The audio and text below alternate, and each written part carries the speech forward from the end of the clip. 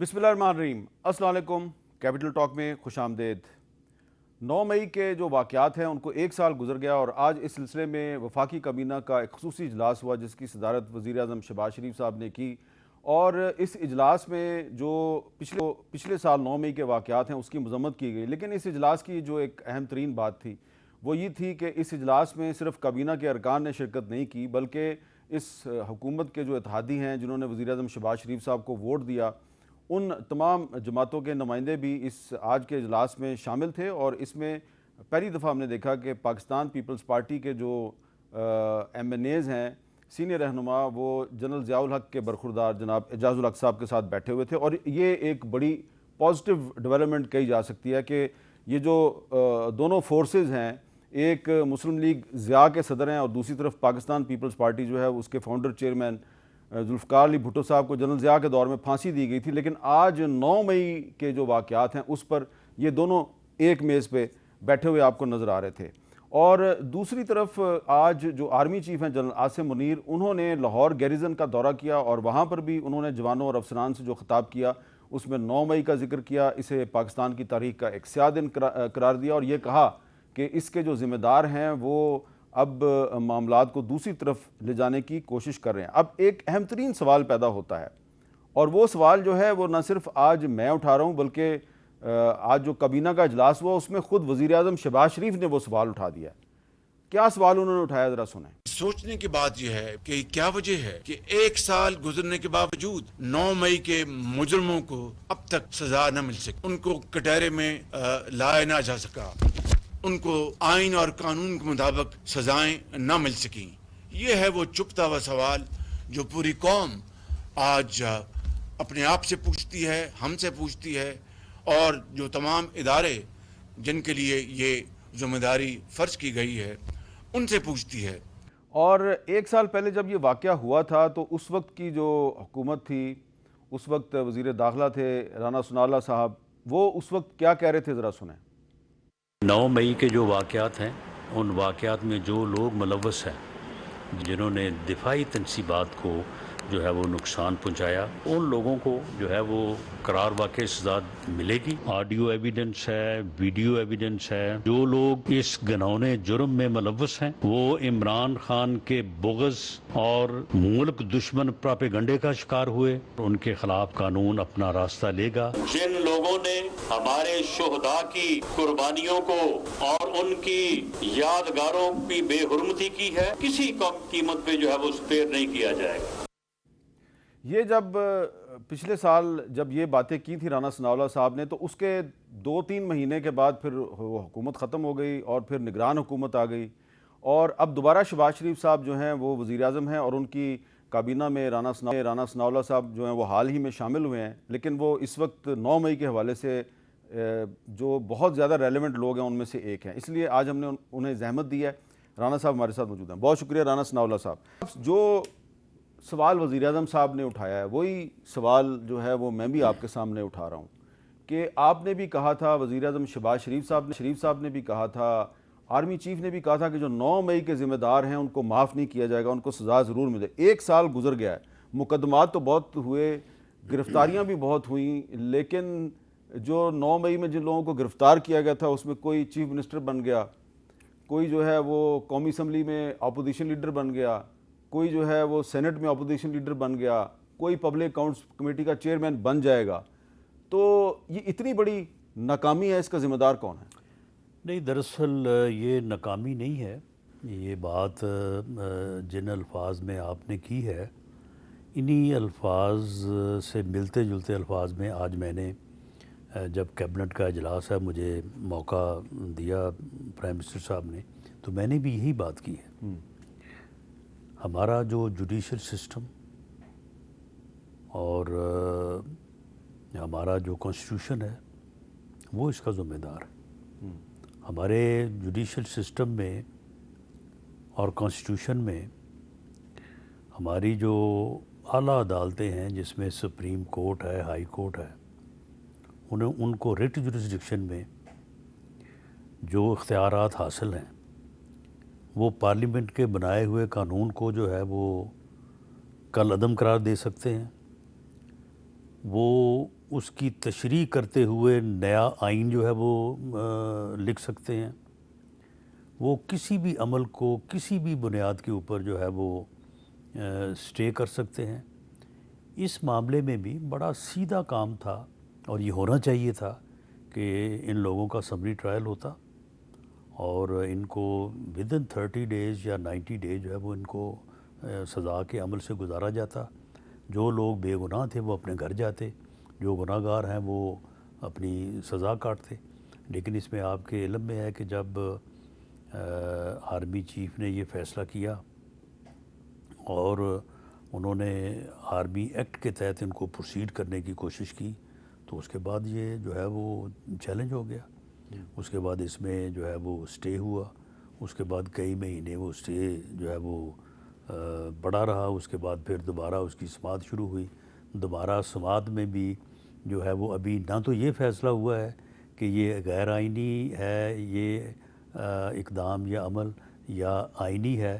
اس میں کہا کہ جی جن لوگوں کو آپ بری کرنا چاہتے ہیں ان کو بری کر دیں, یا جن کو آپ اتنی سزا دینی چاہتے ہیں کہ جو وہ پوری کر چکے ہیں تو وہ فیصلے کر دیں تاکہ وہ باہر آ جائیں. تو وہ معاملہ ابھی بھی جو ہے وہ پینڈنگ ہے.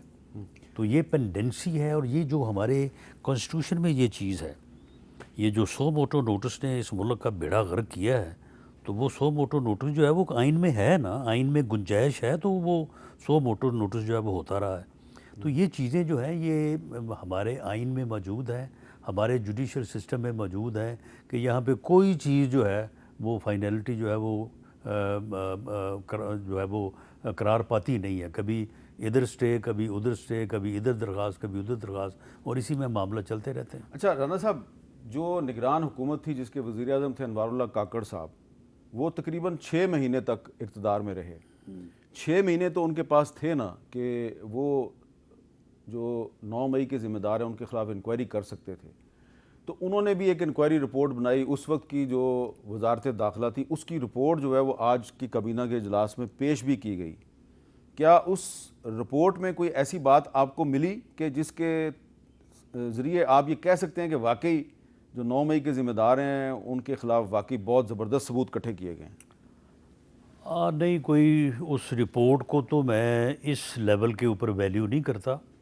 لیکن معاملہ یہ ہے کہ 9 مئی کے جو واقعات ہیں ان کے ثبوت جو ہیں وہ تو اتنے واضح ہیں کہ اس میں تو کوئی شک شبے والی بات ہی نہیں ہے. پھر وجہ کیا ہے, پھر کیوں کسی کو سزا نہیں ملی؟ سزا کو ٹرائل ہوگا تو سزا ملے گی نا. اچھا, معاملہ یہ ہے کہ فیصلہ یہ ہوا کہ ان کا ملٹری ٹرائل کیا جائے.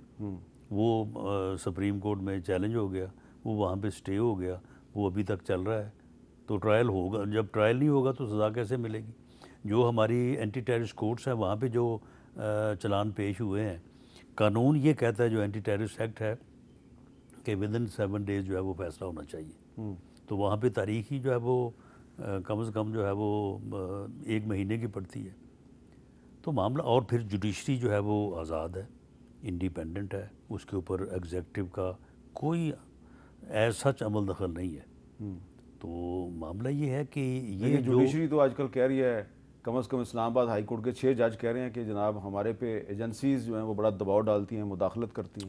نہیں دیکھیں, دباؤ تو بارز بھی ڈالتی ہیں, وکلاء کی جو تنظیمیں ہیں یا وکلاء ہیں, میں خود ایک وکیل ہوں, تو سب سے پہلے تو دباؤ وہاں سے آتا ہے. اس کے بعد اور بھی کئی قسم کے دباؤ ہوتے ہیں. جج جو ہے اس کو مضبوط ہونا چاہیے اور اس کو جو ہے وہ باکردار ہونا چاہیے. یہ ایجنسی جو ہیں یہ ان کا کیا دباؤ ہوتا ہے؟ ان کا دباؤ یہی ہوتا ہے کہ یہ چیزیں تلاش کرتے ہیں آپ کی, کیونکہ آپ کی اگر کوئی ایسی ویسی چیز مل جائے اس کو پھر یہ ایکسپلائٹ کرتے ہیں, اور ایکسپلائٹ کرنے کے اوپر کرنے کے ناطے وہ دباؤ ہوتا ہے. تو جو لوگ انڈیپینڈنٹ ہیں, جو لوگ صاحب کردار ہیں, وہ جو لوگ مضبوط ہیں, تو ان کو تو کوئی آج تک جو ہے وہ نہیں کر سکا, زیر دباؤ نہیں لا سکا, یا ان کو اس طرح سے کوئی بلیک میل نہیں کر سکا. آپ کے خیال میں اگر 9 مئی کے واقعات کی تحقیقات کے لیے ایک جوڈیشل کمیشن بنا دیا جائے تو وہ 3 سال اور گزر جائیں گے. اچھا, اگلا پھر 9 مئی جو ہے نیکسٹ ایئر, وہ پھر اس جوڈیشل کمیشن کی رپورٹ کا آپ انتظار کریں گے, اور جب جوڈیشل کمیشن کی رپورٹ آ جائے گی تو اس کے اوپر ایک اور نیا تنازع آ جائے گا. تو آپ کے خیال میں judicial commission is not the solution? دیکھیں, اس کا سلوشن بلکہ ہمارا جو جوڈیشل سسٹم ہے یہ بیسک ریفارمز اس کو چاہیے. معاملہ یہ ہے کہ یہاں پہ تو کوئی چیز جو ہے آپ دیکھیں عام لوگوں کے کیسز جو ہیں وہ 15 سال فیصلے نہیں ہوتا. یعنی سیشن کورٹ سے فیصلہ ہو جاتا ہے, وہ وہاں پہ آدمی جو ہے وہ سزا ہو گیا, اس کو سپریم کورٹ پہنچتے 17 سال لگ جاتے ہیں. 17 سال بعد وہ بری ہو جاتا ہے. تو آپ مجھے بتائیں وہ 17 سال اس کے کہاں گئے؟ اگر وہ گناہ گار ہے تو اسے پھر سزا صحیح ہوئی تو 17 سال بعد آگے وہ بری کیوں ہوا؟ اور اگر وہ بری صحیح ہوا ہے تو 17 سال اس کو جیل میں کیوں رکھا گیا؟ تو یہ ہے ہمارا جوڈیشل سسٹم.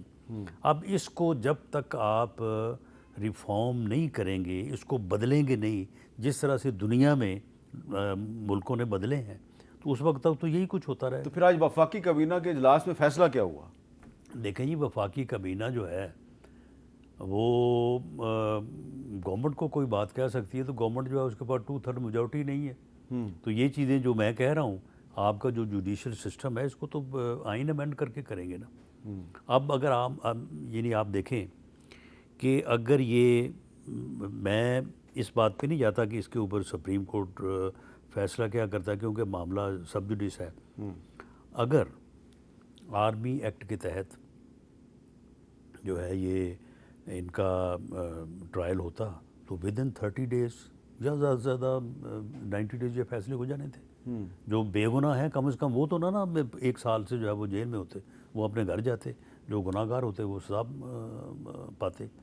تو لیکن رانا صاحب آپ نے دیکھا کہ اب اسٹے میں پھنسا ہوا ہے معاملہ. پچھلے کچھ مہینوں میں عمران خان سمیت جو تحریک انصاف کے بہت سے رہنما ہیں انہیں مختلف کیسوں میں سزائیں تو ہوئی ہیں, اور بھی کیسز چل رہے ہیں. وہ 190 ملین پاؤنڈ والا کیس ہے, القادر ٹرسٹ والا, سائفر کیس چل رہا ہے, وہ سارے وہ تو چل رہے ہیں. تو اگر آپ چاہتے تو یہ والا کیس بھی چلا سکتے تھے.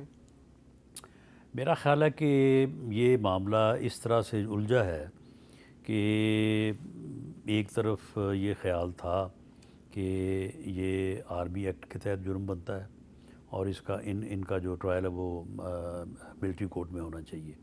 اور بنیادی طور پہ جو لوگ براہ راست ملوث ہیں لاہور کے جو ہے وہ آرمی ہاؤس کو جلانے میں, جی ایچ کیو پہ حملہ کرنے پہ, اور پشاور میں کور کمانڈرز کے گھر پہ اور یونٹ پہ حملہ کرنے کے, وہ لوگ سارے جو ہیں وہ ہیں بھی ادھر ہی, یعنی آرمی ایکٹ کے تحت ہی. لیکن وہ جو ٹرائل ہے وہ اسٹے ہے, اور وہ اسٹے جو ہے وہ ابھی تک چل رہا ہے, ابھی تک اس کا فیصلہ نہیں ہوا. اب کل کو اگر فیصلہ ہوتا ہے کہ جی یہ ٹھیک ہے تو پھر یہ سال کس بات میں ضائع ہوا. چلیں یہ تو معاملہ ہو گیا کہ تحریک انصاف جو ہے وہ 9 مئی کے واقعات کے حوالے سے آپ کا خیال ہے ملوث ہے. وہ کہتے ہیں کہ نہیں ہمارے خلاف ایک فلیگ فالز آپریشن ہوا. لیکن کچھ اور بھی واقعات جو ہیں جو آج کل رونما ہو رہے ہیں ان کا تعلق تحریک انصاف سے نہیں ہے. وہ ایسا لگتا ہے کہ حکومت کی کمزوری ہے. جیسے کہ مولانا فضل الرحمان صاحب کا آج ملین مارچ ہے پشاور میں, اور وہ بھی ان کا بیانیہ وہی ہے جو تحریک انصاف کا ہے. پھر لاہور میں جو وکیلوں کے ساتھ کل ہوا, آج پورے پاکستان میں وکیلوں نے ہڑتال کی. کل دوبارہ لاہور ہائی کورٹ بار کی طرف سے دوبارہ ہڑتال کی کال دی گئی ہے. آزاد کشمیر میں بھی آج گرفتاریاں ہو گئی ہیں, اور 10 مئی کو یعنی کہ کل آزاد کشمیر میں بھی ہڑتال ہو رہی ہے. تو یہ ہر طرف جو ہے نا وہ ایسا لگتا ہے کہ ایسے واقعات رونما ہو رہے ہیں جس کا الٹیمیٹلی حکومت کو نقصان ہے اور تحریک انصاف کو فائدہ ہے. بس اس میں دیکھیں جہاں تک تو مولانا فضل الرحمان صاحب کا معاملہ ہے تو ٹھیک ہے, ان کا ایک موقف ہے, اور وہ صرف اس الیکشن میں دھاندلی یا اس الیکشن کے خلاف ہی وہ انہوں نے مہم کا یا تحریک کا آغاز نہیں کیا. وہ 2018 کے الیکشن میں بھی انہوں نے اسی جو ہے وہ تحریک کا آغاز کیا تھا. یہ میرا خیال اتفاق ہے کہ ان کی ڈیٹ جو ہے پشاور ملین مارچ کی وہ 9 مئی آ گئی. باقی جو لاہور کا واقعہ ہوا میرا نہیں خیال کہ ایسا ہونا چاہیے تھا. وکلاء اگر احتجاج کرنا چاہتے تھے تو انہیں جو ہے وہ اس لمٹ میں جس میں وہ احتجاج کرنا چاہتے انہیں احتجاج کرنے دینا چاہیے تھا. اور وہاں پہ ایسا واقعہ نہیں ہونا چاہیے تھا جس کی بنیاد کے اوپر آج میرا خیال ہے وکلاء بھی جو ہے وہ پورے ملک میں جو ہے وہ انہوں نے ہڑتال کی ہے, اور وہ ان کا بھی احتجاج جو ہے وہ بھی یہ 9 مئی کے ساتھ ہی جو ہے نا وہ آج تو ان کے ساتھ بات چیت کیوں نہیں ہوتی؟ کل لاہور ہائی کورٹ بار نے کل دوبارہ ہڑتال کی کال دے دی ہے. بات چیت کیوں نہیں ہوتی؟ میرا خیال ہے کہ اس حصے میں کیونکہ میں پوری طرح سے تو میں ان پکچر نہیں ہوں، تو میرا خیال ہے کہ پنجاب گورنمنٹ یا ہمارے جو وفاقی وزیر قانون ہیں ان کو اس بارے میں لیکن ویسے بات کرنی چاہیے، بات کر رہے ہوں گے شاید۔ میں آپ کو ویسے ہی بتا رہا ہوں اور ناظرین کو بھی بتا رہا ہوں کہ آج جو ہے وہ آزاد کشمیر کے کچھ علاقوں میں بھی احتجاجی مظاہرے ہوئے ہیں، اور جو کل ہے وہ مظفر آباد کی طرف لانگ مارچ ہو رہا ہے۔ اچھا، اس کا کوئی تعلق نہیں ہے تحریک انصاف کے ساتھ، یہ ایک جموں کشمیر جوائنٹ عوامی ایکشن کمیٹی ہے، اور اس کا مطالبہ جو ہے اس کا کوئی سیاسی مطالبہ نہیں۔ وہ کیا مطالبہ کر رہے ہیں؟ وہ کہہ رہے ہیں جی منگلا ڈیم کی جو پیداواری لاگت ہے اس پہ آزاد کشمیر کے لوگوں کو ٹیکس فری بجلی دو، اور جس طرح کے گلگت بلتستان والوں کو آٹے پہ سبسڈی ملتی ہے تو ہمیں بھی وہ سبسڈی دیں، پہلے ہمارے پاس تھی وہ ہمیں اب نہیں مل رہی، اور حکمران طبقات کی جو مراعات ہیں ان کو بحال کیا جائے۔ تو اس پر مظفر آباد کی جو انجمن تاجران کے صدر ہیں شوکت نواز صاحب، وہ کیا کہہ رہے ہیں ذرا سنیں۔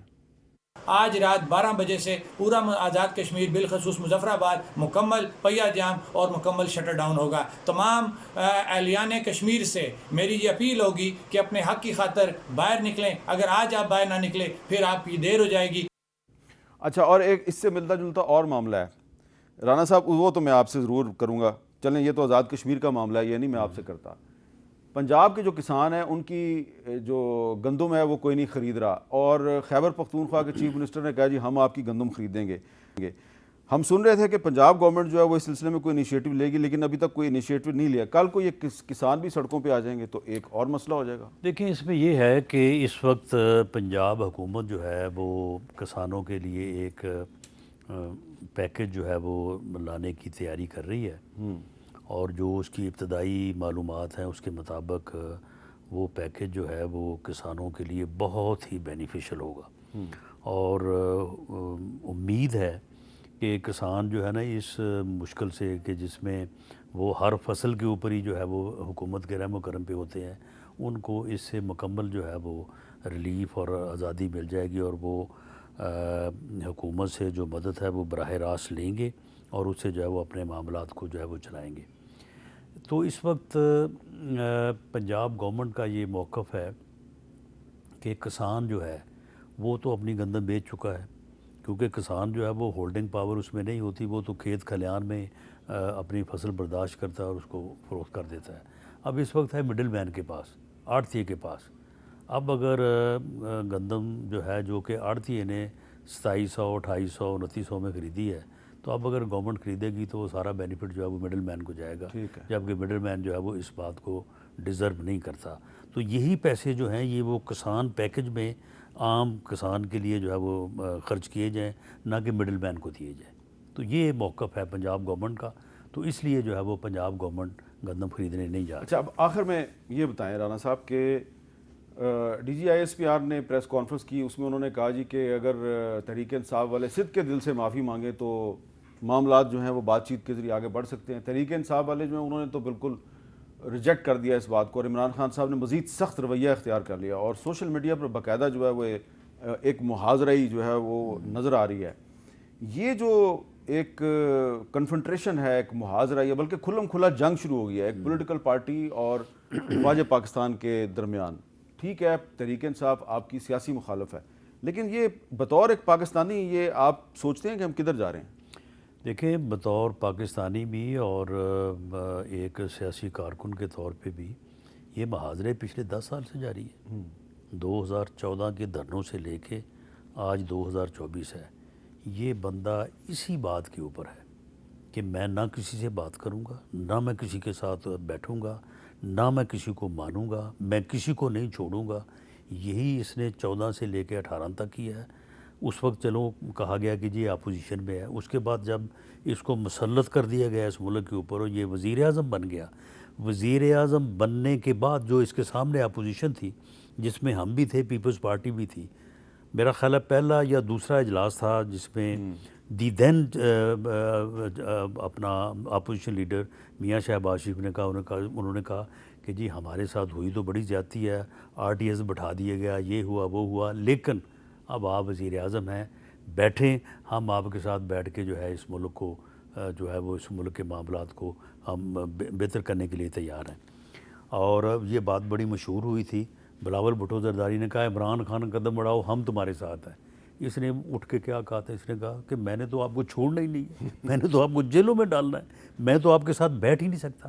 تو یہ اس کا جو رویہ ہے، اس کے متعلق میں پچھلے 2 سال سے یہ کہتا آ رہا ہوں کہ یہ بندہ اس ملک کو کسی حادثے سے دوچار کرے گا. اچھا، بہت شکریہ رانا ثناءاللہ صاحب. اور یہ جو رانا صاحب نے باتیں کی ہیں، تحریک انصاف کے جو بانی چیئرمین عمران خان صاحب وہ پاکستان کو کسی حادثے سے دوچار کریں گے، یہ بڑی اہم بات کی ہے انہوں نے. اس پر ہم اب جو تحریک انصاف کے بانی چیئرمین کی جگہ پہ جو چیئرمین ہیں جناب بیرسٹر گوہر خان صاحب، ان سے بات کرتے ہیں ایک وقفے کے بعد.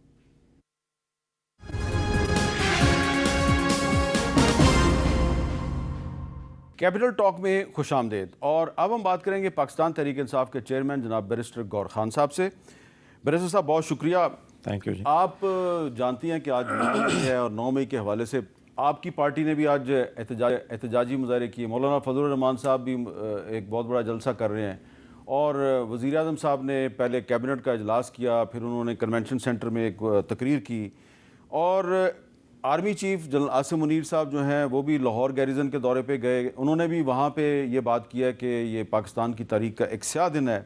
اور آج ایک جو آئی ایس پی آر کی طرف سے جو پریس ریلیز جاری ہوئی ہے، وہ بھی اگر آپ دیکھیں تو اس پریس ریلیز میں یہ کہا گیا ہے کہ اس سیاہ ترین دن پر سیاسی موٹیویٹڈ شر پسندوں نے جان بوجھ کر ریاستی اداروں پر حملہ کیا، مقدس علامتوں اور قومی ورثے کے مقامات کی توڑ پھوڑ کی. ان حملوں کا مقصد خود ساختہ اور تنگ نظر انقلاب لانے کی کوشش تھی. شر پسندوں کا مقصد افراتفری پھیلا کر عوام اور مسلح افواج کے درمیان نفرت پھیلانا تھا تاکہ ملک میں عدم استحکام پیدا کیا جائے. تو وہ آپ اچھی طرح جانتے ہیں کہ وہ شر پسند کس کو کہہ رہے ہیں. آپ کہ تحریک انصاف اور اسٹیبلشمنٹ کے درمیان محاذرہی جو ہے وہ ضرورت سے زیادہ بڑھتی جا رہی ہے. میر صاحب صحیح فرما رہے ہیں، اور ضرورت سے زیادہ بڑھتی جا رہی ہے، اور پتہ نہیں کون کوشش کر رہا ہے کہ یہ حالات ٹھیک نہ ہو اور محاذرائی کی طرف یہ سارا کچھ چلا جائے. بیکاز پہلی بات تو یہ ہے کہ 9 مئی کی جتنی مذمت پاکستان تحریک انصاف نے کی ہے شاید کسی نے کی ہو. 11 تاریخ کو خان صاحب نے اس کی مذمت کی تھی. میں آپ کو ڈیٹ وائز کہہ رہا ہوں to put the record straight. آج میں نے دیکھا ہے اور اس بات سے دکھ ہو رہا ہے سم ٹائم کہ پورٹرے یوں کیا جا رہا ہے ایز اف کہ وہ ہمارے شہداء نہیں ہے، پاکستان آرم فورسز کے شہداء ہمارے شہداء نہیں ہے، یا پاکستان آرمی ہماری آرمی نہیں ہے. خان صاحب بارہا کہہ چکے ہیں پاکستان بھی میرا ہے، ملک بھی میرا، فوج بھی ہماری. یہ کوشش کی جا رہی پورٹرے جس طریقے سے کیا جا رہا ہے، اصل کیا ہے؟ 11 تاریخ کو خان صاحب نے 11 مئی کو اس کو کنڈیم کیا تھا سپریم کورٹ میں. جب نکلے 12 تاریخ کو لاہور گئے، 18 تاریخ کو پریس کانفرنس ان کی اٹھا لے، ان سے پوچھا گیا، اور خان صاحب کے الفاظ ہے کہ کون ہوگا جو اس کی مذمت نہیں کرے گا. 5 مارچ 2024 الیکشن کے بعد جو کچھ ہوا، 8 فروری کے بعد 263 کور کمانڈر کانفرنس ہوئی تھی 5 مارچ کو، ٹیوزڈے والے دن. اس کا جو پریس ریلیز آیا یہ ٹیوزڈے والے دن، بدھ کے دن اڈیالہ جیل میں خان صاحب کی ہیئرنگ تھی، میں بھی اس میں موجود تھا. خان صاحب کی جو پریس ٹاک باتیں ہوئی وہ میں نے ایز اے پیغام باہر آ کر کے پریس ٹاک میں کیا، اور خان صاحب نے خود جیل میں کہا، اور جیل میں خان صاحب نے میڈیا کو یہ کہا کہ میں اس کو انڈورس کرتا ہوں. پرابلم صرف یہ ہے کہ خان صاحب نے پہلے دن ان کو یہی کہا تھا کہ یہ آپ کہہ رہے ہیں کہ یہ ہم نے کیا ہے، یہاں اختلاف ہے. ہم کہتے ہیں ہم نے نہیں کیا. کمیشن بنا لو، جن لوگوں نے کیا ہے اس کے ایڈرے ایبیٹرے کرنے والے کروانے، جن کو سزائے قانون کے مطابق. آپ یہ نہیں سمجھتے کہ جوڈیشل کمیشن بنے گا اگر تو وہ تو بات بہت لمبی ہو جائے گی؟ حامد میر صاحب، ایک بندے کے پاس یہ رائٹ نہیں ہے کہ وہ خود جج بھی بنے، جوری بھی جنے، ایگزیکیوٹ بھی چلے، الزام بھی لگائے، ثبوت بھی خود دے دے، اور جو دوسری فریق ہے وہ نہ کرے. آپ یہ کہہ رہے ہیں کہ جو فوج کے شہداء ہیں وہ ہمارے شہداء ہیں. آپ کے شہداء ہیں؟ جی بالکل. اور جن لوگوں پہ الزام فوج ہے ہماری کہ انہوں نے ان کی جو یادگاریں ہیں ان کی بے حرمتی کی ہے. دیکھیں ہم نے اس کی مذمت کی ہے، خان صاحب نے مذمت کی ہے. خان صاحب نے کہا کہ یہ کون ہو جو نہیں کہہ سکتے. یہ میں نے تاریخیں دی ہیں، آپ تاریخ اس لیے میں نے ایگزیکٹ دی ہیں کہ یہ ان کے ورڈنگ تھے. ہم یہ کہہ رہے ہیں انکوائری کمیشن بٹاؤ، جو گناہ گار ہیں ان کو آپ سزائیں دیں، لیکن ون کین ناٹ بی اے جج کہ آپ خود جج بھی بنو، آپ ایگزیکیوٹر بھی بنو، آپ پوری پارٹی نو بھی ڈسمینٹل کرو. اور ایک اور چیز ہمیں یہ کہا گیا، امپریشن یہ دیا گیا، چاہے وہ ان کو ریفر کر رہے تھے کہ ہم ٹولہ ہیں اور ہم انتشاری ہے. انتشاری ٹولہ ایکسیپٹ جس انتشاری ٹولہ، جس پہ ہم نے کہا کہ نہیں، we take strong exception to these words. اور وہ دا ریزن بینگ کہ ہم بھی یہی چاہتے کہ آپ بھی اس پہ اپالوجی کرو، ہم انتشاری ٹولہ نہیں ہے. ہم 70% پاکستان کو ریپرزینٹ کرتے. میر صاحب نہیں، حکومت وہ ختم کہتے ہیں ہونے کہ آپ 70% پاکستان وہ کو represent نہیں 7% کو آپ کرتے. ریپرزینٹ کریں، وہ یہ کہہ رہے ہیں. لیکن میں اب عرض کروں، یہ پوری دنیا جان رہی ہے. ہم یہ کہہ رہے ہیں کہ 70% ہماری پاپولیرٹی بائی آل مینس، 180 سیٹیں ہم جیت چکے ہیں اور سارے صوبوں میں ہماری نمائندگی ہے. پر اس کو بھالا طاق رکھتے ہوئے بھی آپ 27 سال کی خان صاحب نے سٹرگل کی ہے، ہمیشہ پرامن رہے، ریلی کال اپ کی اپنی. اگر اس کو یقین ہو گیا اس پہ تشدد ہو سکتا ہے یا میری ریلی تشدد کر سکتی ہے. ہم نے 60 بڑے جلسے کیے حکومت ختم ہونے کے بعد، 500 سے زیادہ ریلیز نکالی، 300 سے زیادہ ہم نے کنونشنز کیے. بائی الیکشنز میں جا رہے ہیں تو اس میں بھی کیری اور اس میں ملینز اپ لوگ نکلے، اس میں عورتیں، بچے، بوڑھے سب شامل ہیں. کوئی ایک گملہ کسی نے نہیں توڑا. اس لیے اس کے باوجود ہمیں کہنا کہ ہم انتشاری ہے یا ہم ٹولہ ہے، وہ کہتے ہیں مناسب نہیں. کہ یہ جو 9 مئی کے واقعات میں جو لوگ ملوث ہیں ان کی ایویڈنس جو ہے وہ پبلک میں موجود ہے، یعنی کہ سوشل میڈیا پہ موجود ہے. اچھا، میں سارے تو نہیں آپ کو کلپ سنوا سکتا، لیکن آپ سن لیں، اس سے آپ خود اندازہ لگا لیں. میں بریسٹر صاحب کو سنوانا چاہ رہا ہوں تاکہ پھر ان سے ان کا ریاکشن لے سکوں. سنیں کچھ لوگ جو ہیں جو تحریک انصاف کے بڑے نون لوگ ہیں وہ کیا کہہ رہے تھے. ہر ماں، ہر بیٹی، ہر بزرگ، ہر جوان، ہر بچہ کہ چلو چلو جی ایچ کیو چلو،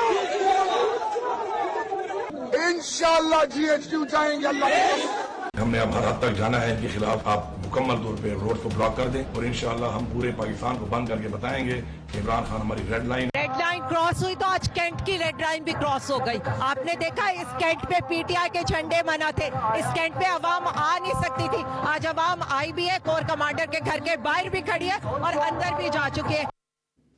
کور کمانڈر کے گھر کے اندر بھی جا چکی ہے. میر صاحب بات دراصل یہ کہ اس کے ساتھ اگر آپ دوسرے والے بھی چلاؤ جس میں ڈاکٹر صاحبہ کہہ رہی ڈاکٹر یاسمین راشد کہہ رہی میں یہ کہہ رہا ہوں ابھی جو کیسز ہے اور اس کا کنسپٹ ہے، یہ جو الفاظ کہیں گے اس پہ کوئی کیس نہیں ہے.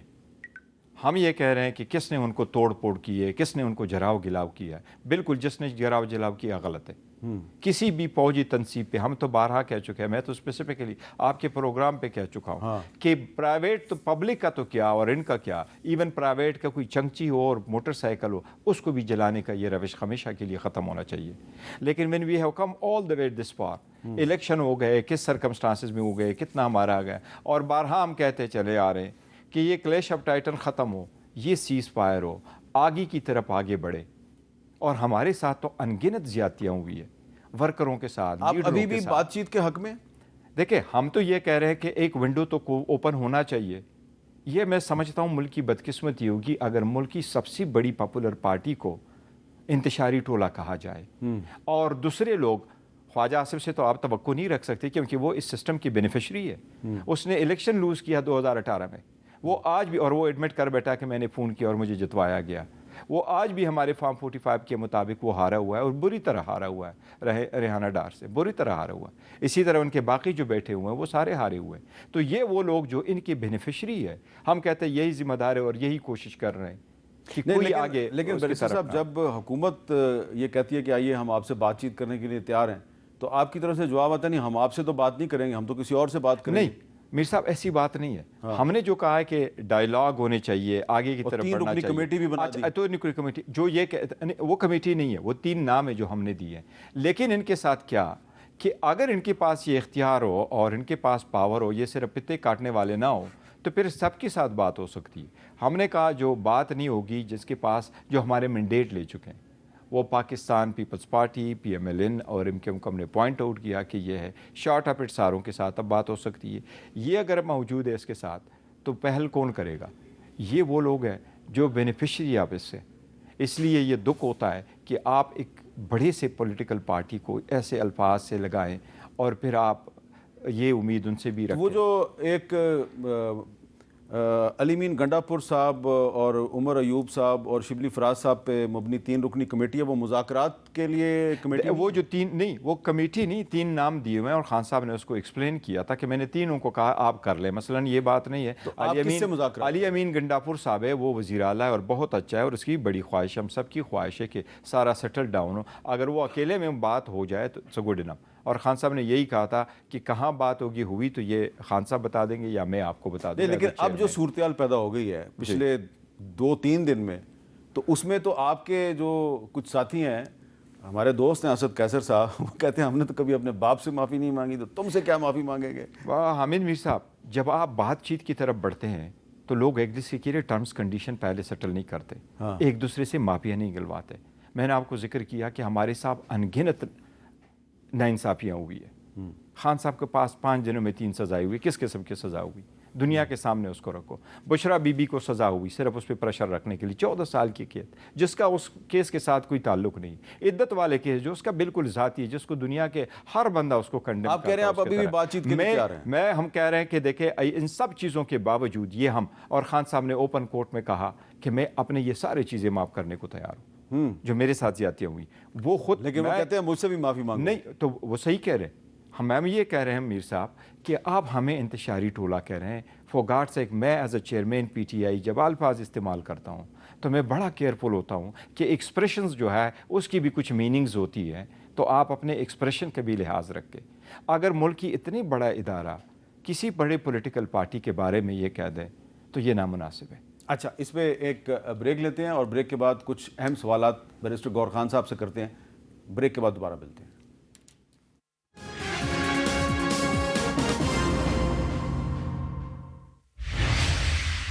کیپٹل ٹاک میں دوبارہ خوش آمدید. بیرسٹر گور صاحب، آپ کی اور آپ کے کچھ ساتھیوں کی امریکن امبیسڈر ڈونلڈ بلوم صاحب کے ساتھ ملاقات ہوئی. اس پہ بہت سے لوگ یہ سوال اٹھا رہے ہیں کہ تحریک انصاف تو کہتی تھی کہ عمران خان کو ایک امریکی سازش کے تحت ہٹایا گیا ہے، تو یہ ڈونلڈ لو پہ آپ الزام لگاتے ہیں اور ڈونلڈ بلوم کے ساتھ ملاقات کرتے ہیں، یہ یو ٹرن نہیں ہے؟ نہیں، دیکھیں وہ جو ملاقات اس نے ایک ملاقات کی تھی اسپیکر نیشنل اسمبلی کے ساتھ، اور پھر ان کی ملاقات ابویسلی بنتا بھی تھا لیڈر آف دا اپوزیشن عمر خان صاحب کے پاس، اور انہوں نے تھرو پراپر چینل آ گیا. اور ہم چاہ رہے تھے کہ پارٹی کی لیڈرشپ بھی موجود ہو، تو عمر خان صاحب نے کہا کہ سب بہتر ہے کہ ہم سارے ہو، اور ہم نے جوائن کیا. تو ہمارا امریکہ کے ساتھ کوئی ایسا جھگڑا نہیں ہے کہ ہم ان کو کہہ دیں کہ جی ہمارے ساتھ اس ملک کے ساتھ ہم تعلقات نہیں رہیں گے. ہماری ریزرویشنز تھی، وہ ہم نے جنرلی ان کے ساتھ ڈسکس کیا ہے. اس ڈسکشن میں ایم ایف کا لیٹر آیا، نیشنل اسمبلی آئی ہے، لیجسلیشن آیا، ہیومن رائٹس آئے ہیں. ہم نے ریزرویشن دیکھا ہے اور کال آن کرتے ہیں، اور آپ کے سارے ممالک کے ساتھ سفارتی تعلقات تو آپ نے ضرور رکھنے ہیں. سو یہ یو ٹرن ہمارا نہیں ہے. وہ بات آپ بھی اپنی جگہ ہے، اور وہ یہی ہے کہ انٹرفیرنس ہوئی ہے، پروٹیسٹ ہوا ہے، وہ تو ایک فیکٹ ہے، وہ تو کوئی بھی ڈینائی نہیں کرتا کہ ایسا ہوا ہے. لیکن اگر ملک کے ایک ملک کا ایمبیسڈر اور ڈپلومیٹ کچھ کرے تو اس کا مطلب یہ نہیں کہ آپ پورے تعلقات کٹ اپ کر دو. اب یہ بتائیں کہ کیونکہ آپ چیئرمین ہیں تحریک انصاف کے، اس لیے سوال یہ آپ سے بنتا ہے. ویسے میں عام طور پہ اس ایشو کو زیادہ ریز نہیں کرتا، لیکن اب یہ ایشو جو ہے وہ اتنا زیادہ بڑھ گیا ہے کہ ریز کرنا پڑ رہا ہے. شیر افضل مروت صاحب جو ہیں، انہوں نے آج پھر الزام لگایا کہ ان کے خلاف سازش کی جا رہی ہے، ان کو پارٹی کے چیئرمین سے ملنے نہیں دیا جا رہا، وہ کسی کو نہیں مانتے، صرف عمران خان کو مانتے ہیں. اور وہ کہتے ہیں جی کہ مجھے سیاسی کمیٹی سے نہیں نکالا گیا. دوسری طرف کہا جا رہا ہے ان کو سیاسی کمیٹی سے نکال دیا گیا ہے. اصل حقیقت کیا ہے؟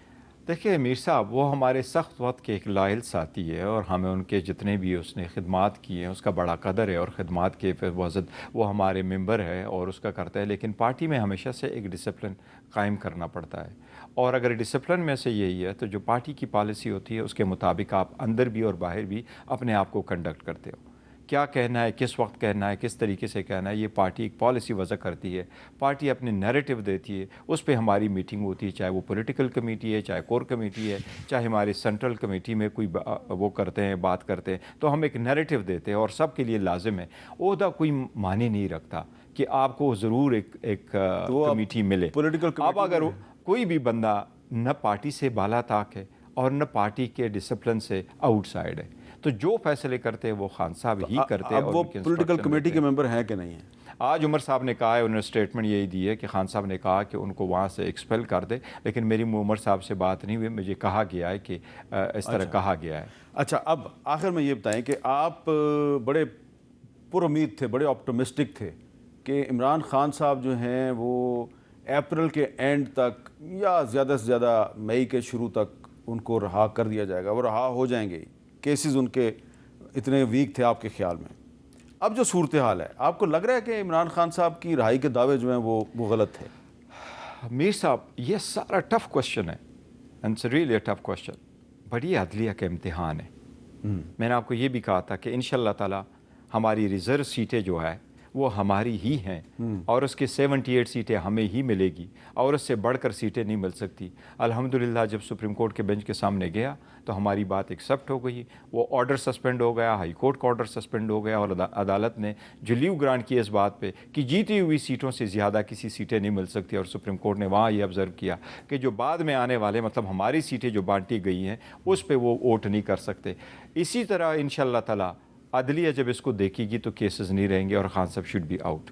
ہمیں صرف یہ پرابلم آ رہا ہے کہ سم ٹائم عدلیہ عدالت ہے فار وٹ ایور ریزن وہ زیادہ وہ شو کرتی ہے کہ جی چلو ڈیٹ ہو جائے, وکیل بھی ایڈجسٹ ہو اور آگے لمبی ڈیٹ ہو جائے, کوئی فرق نہیں پڑتا, آپ آگے کی طرف جائیں. تو اس لیے وہ ٹائم کنزیومنگ زیادہ ہے. اور ہم عدلیہ سے تو یہی التماس کرتے رہے کہ 6 ججز نے جو لیٹر لکھا, عدلیہ شوڈ بی انڈیپینڈنٹ, وہ انٹرفیئرنس سے بالا تر ہو. اگر عدلیہ نے فری اینڈ ٹرانسپیرنٹلی دیکھا تو انشاءاللہ یہ سارے کیسز ختم ہو ایک طرف آپ بھی کہہ رہے ہیں کہ جی عدلیہ سے آپ کو یہ توقع ہے, دوسری طرف جو حکومت ہے, آج جو کابینہ کا اجلاس ہوا جی اس میں بھی یہی کہا گیا جی کہ جو 9 مئی میں جن لوگوں کو وہ سمجھتے ہیں ذمہ دار ہیں, سزا اس لیے نہیں ملی کہ جوڈیشل سسٹم جو ہے اس میں بڑے پرابلمز ہیں.